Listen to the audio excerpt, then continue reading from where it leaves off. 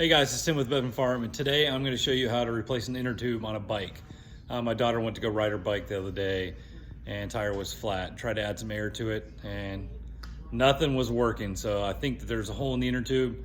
I'm just going to replace it because they're only like $4 or $5 at Walmart. So let's get after it. All right, so the first thing you're going to want to do is figure out what size inner tube you need. And it will say right on the tire. So this is 20 by 1.85. So if you go to the store, you can grab yourself an inner tube. It says right there, it's 20 inch, and then it fits tire widths 1.75 to 2.25. 1.85 falls within that, so you are good. And then what you're gonna need is a socket or a wrench, or a ratchet or a wrench to go on either side so you can undo the wheel. Something to pry out the tire, take it off the wheel. You can use a screwdriver or that. And then you'll need some air to air it up after you put it back on. So this should be pretty quick. What I'm gonna do now is undo the wheel. I'll take that off and we'll come right back. All right, I got the wheel off, and so what I'm gonna do now is use this right here. This tool, you can use a screwdriver too.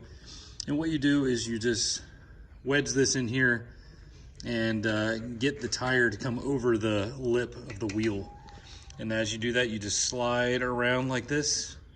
It'll come off, it'll come up, and then once you get to a certain point, the whole thing will just pop off. I'm gonna do that real quick. All right, I got the tire off. Well, not off, but it's on that part.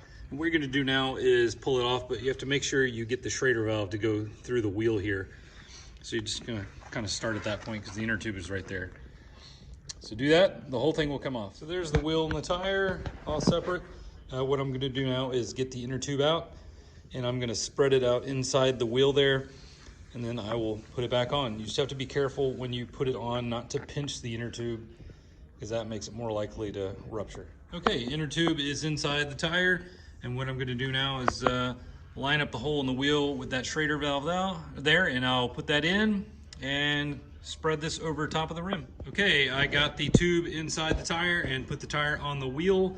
And so what I need to do now is inflate this and make sure nothing's leaking, and then I can put it back on the bike. Okay, that's all there is to it.